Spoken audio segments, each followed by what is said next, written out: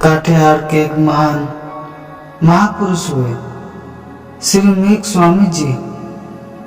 उनके विषय में कहा जाता है उनके घर के नजदीक भगवान शंकर का एक विशाल मंदिर था जिसे त्रिनेत्र महादेव के नाम से जाना जाता था, अर्थात जिनके 3 नेत्र हैं। महादेव जी का वह प्रसिद्ध मंदिर था। भक्त मेघ जी निरंतर पूजा अर्चना करने जाया करते थे। प्रातःकाल जाते और सायकाल को लौट आते। एक बार भक्त मेघ नित्य के भांति वहां पूजा करने गए। अब उनका घर खाली था।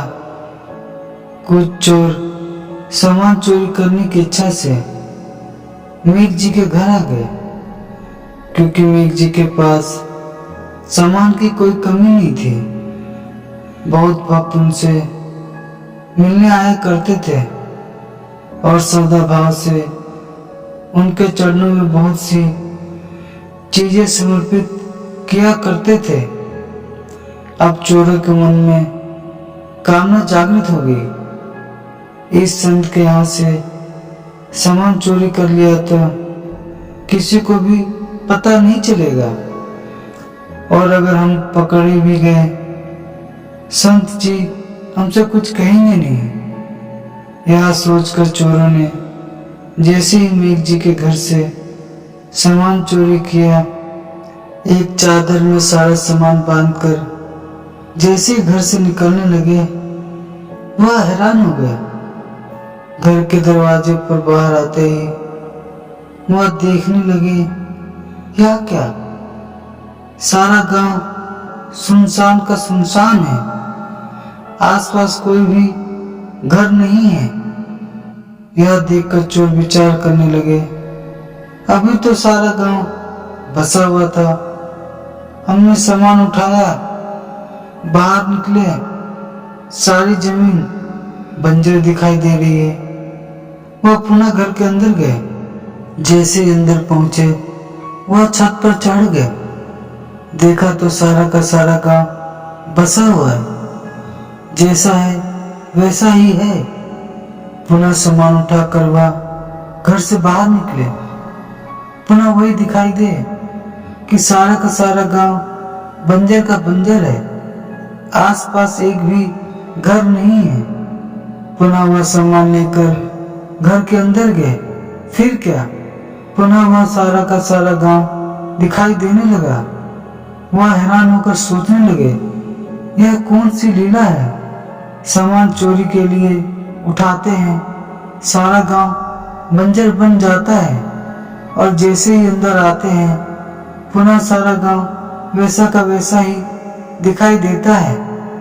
उन चोरों को थोड़ी थोड़ी परमात्मा की लीला समझ आने लगी, पर जब मन के ऊपर अंधकार छा जाता है तो विवेक नष्ट हो जाते हैं।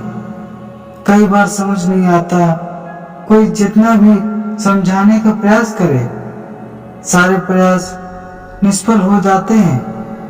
वह सोचकर चोर पुनः सामान उठाकर जैसे ही बाहर आने लगे, उन्होंने अपने कंधे पर सामान उठाया और बाहर निकलकर देखा सारा गांव बंजर का बंजर। अब वह जैसे ही आगे बढ़ने लगे, कुछ कदम बढ़ाते पुनः आगे से घूमकर मेघ जी का घर उनके सामने आ जाता।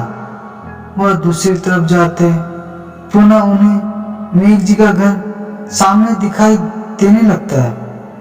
अब तो वह हैरान होने लगे, उनका सर चकराने लगा।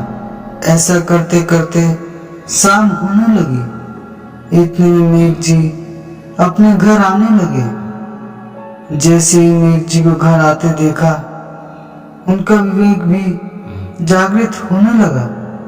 वह पुनः घर के अंदर चले गए, सामान एक तरफ फेंक दिया और मेघ जी के चरणों में गिर पड़े और गिर के इस प्रकार कहने लगे, हे महात्मा, हमें क्षमा करो, हमसे बड़ा अपराध हुआ है, हम चोर हैं, हम आपके घर सामान चोरी करने आए थे, पर यहाँ की लीला देखकर हम चकित हो गए हैं। आपके घर में ऐसा कौन सा जादू है जो आपका पूरा घर यहाँ से वहाँ घूम जाता है। हम बाहर निकलते हैं, सारा गांव बंजर का बंजर हो जाता है।